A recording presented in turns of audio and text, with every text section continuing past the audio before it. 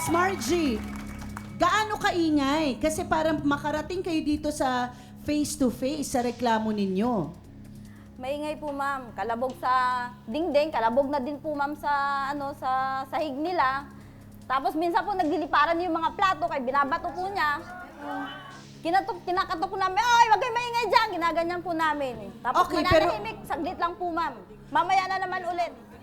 Okay, Charmaine, ano ba ang nangyayari? Bakit ganito nga ang Ayun, ang yan ang sitwasyon reklamo mo? nila sa amin eh. Maingay daw kami.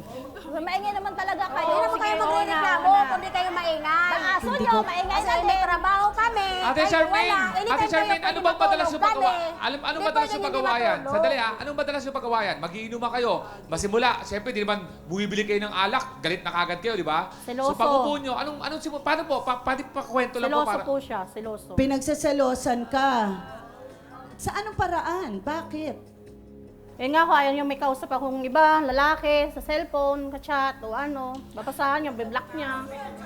Okay, so pag nagiinuman kayo, pagka di ba nakainom, okay lang, wala naman.